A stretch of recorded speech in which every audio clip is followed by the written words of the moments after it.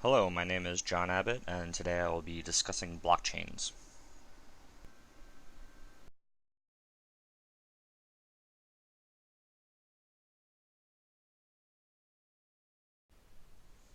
Advances in technology have led to more efficient and effective ways of handling everyday processes.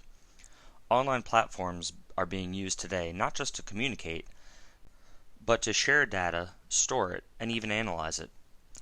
However, advances with this online medium have also led to increased security risks and security threats. Hackers attempt to exploit the vulnerabilities in online systems in order to gain access to the confidential and sensitive data, such as PII information, bank account details, health records, credit card information, as well as other sensitive information. This security threat to the data poses a huge risk to any organization when sending that information through online channels.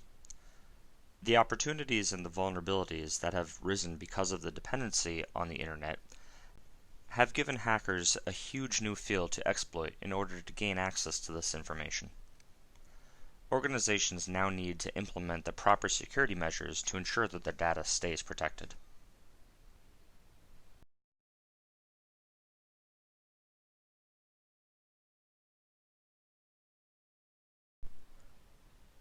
Blockchains are a relatively new technology which provide a more secure means of communication of data.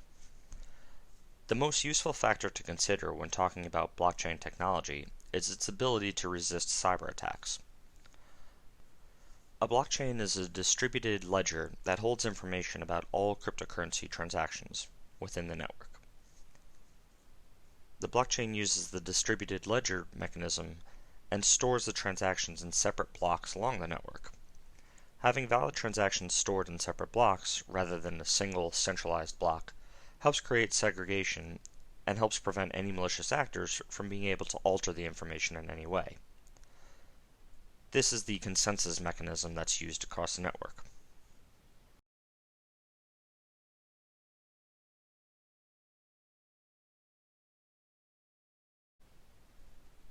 Currency and transaction systems that are online are usually controlled via third parties and have a centralized data store. The blockchains provide a distributed architecture, decreasing the access points for entry into the system. This consensus mechanism helps to ensure that all involved parties are aware of and agree on validating the blocks of transactions regularly to ensure the integrity of the data residing within the blocks. The transparency in the blockchain helps to ensure that there is no threat of there being any malware, as there are many layers of security implemented at both the network and workstation level. By hosting the blockchain on a cloud server, this further adds more flexibilities to the architecture and increases the availability of the data, and has the potential to add some other security features provided by the cloud service provider.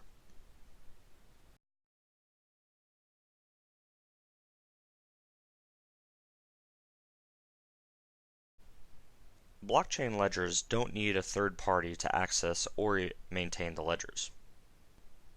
The nodes within the blockchain are all anonymous and adds to security and transparency.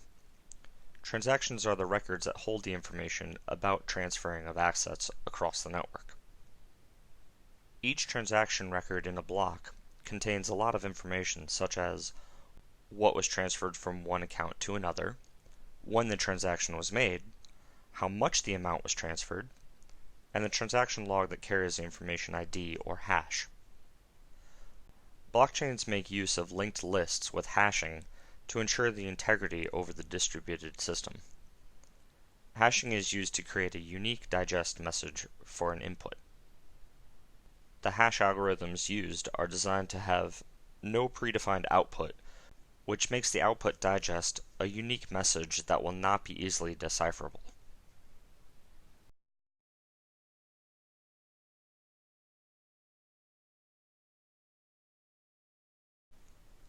The hash function digests for two different inputs can never be the same. The commonly used hash algorithm in blockchains is the secure hash algorithm. The output for a digest and its algorithm will amount up to almost 2 to the power of 256, or roughly 10 to the power of 77. This hash algorithm creates a unique digest for a list of every transaction. If one transaction is changed, the digest changes, making the tracking of even the smallest of transactions very easy. All the information within a blockchain, or within each block, is also encrypted. This encryption is done via the asymmetric key cryptography. This uses two keys to secure the data, your private key and your public key or known key. The digital signatures are made via the private key and the public key that can be used to verify the signature. An address is then created using the public key and some additional information to create a unique hash. The addresses are used to then send the transactions. Blockchains use these addresses to distribute the digital assets.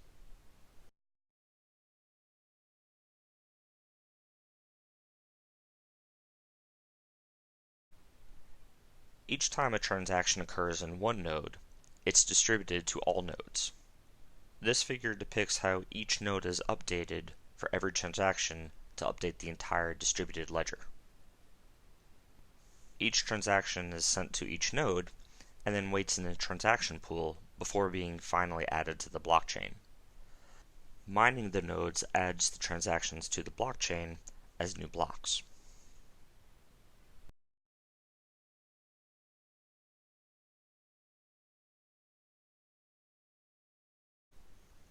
There are two categories of blockchains: public blockchains and private blockchains.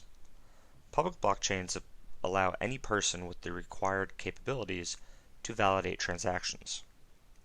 It also allows the user to view every transaction on the ledger and update them according to defined protocols. The public blockchain also allows every user to create and build their contracts without having to run each individual transaction themselves. One example is Ethereum. It can be operated on a decentralized application, and anyone can develop on this application and deploy it. Private blockchains operate under a centralized system that require each user to gain permission to access the blockchain. All the users within the blockchain pass through certain steps in order to gain access. However, this centralized system makes a private blockchain susceptible to manipulation, as it simply relies on each user to maintain the integrity of the decentralized blocks. The first ever blockchain that was created was Bitcoin. An unknown individual going by the name Satoshi Nakamoto designed the blockchain to be decentralized on the public blockchain concept.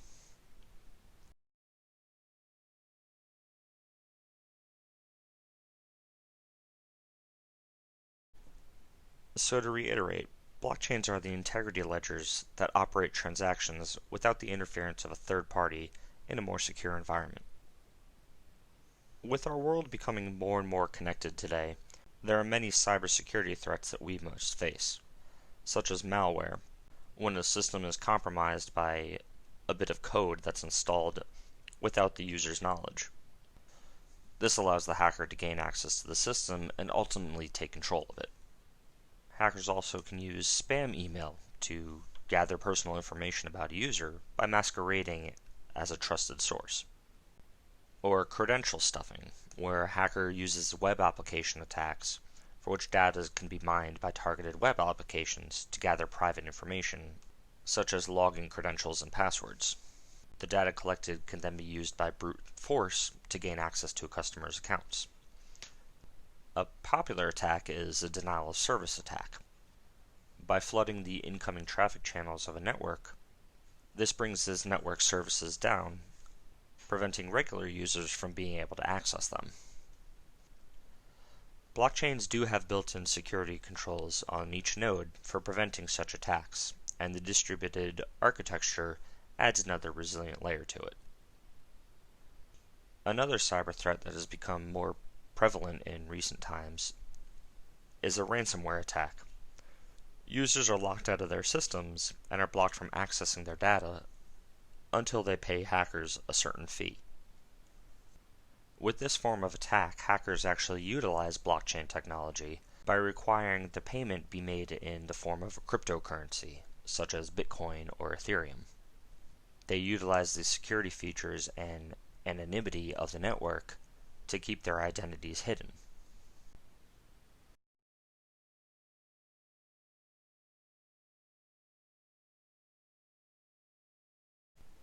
Blockchain architecture is more capable of fighting the attacks mentioned on the previous slide, as it's structured specifically to resist such attacks. The degree of consensus and the number of nodes make it impossible for a user to gain access to the private network.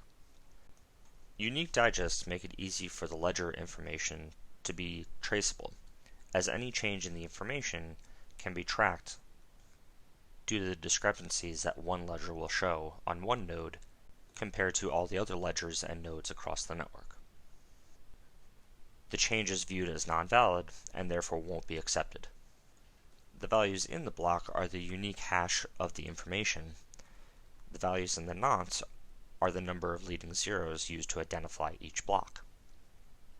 However, there's no formula to calculate a nonce, so when it comes to mining blocks in a blockchain, it's just a series of trials to see if the nonce calculated is correct to identify a block on the network. A block can only be added to the blockchain when that block's information or transaction has been validated, the signatures have been authenticated, and all parties agree that the block has not been tampered with.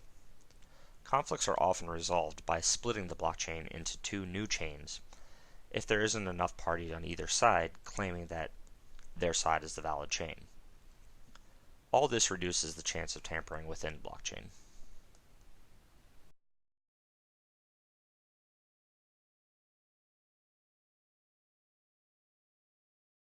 So the type of blockchain to be used by any organization all depends on the type of data that organization is using.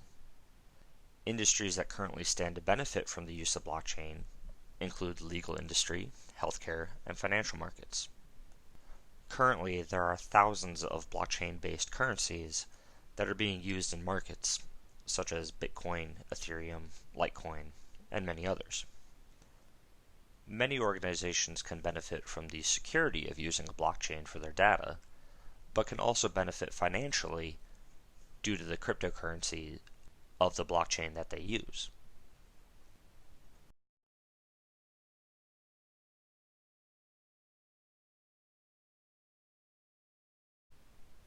Thank you for your time today. Please check out Blackboard as I've posted some follow-on questions for your consideration.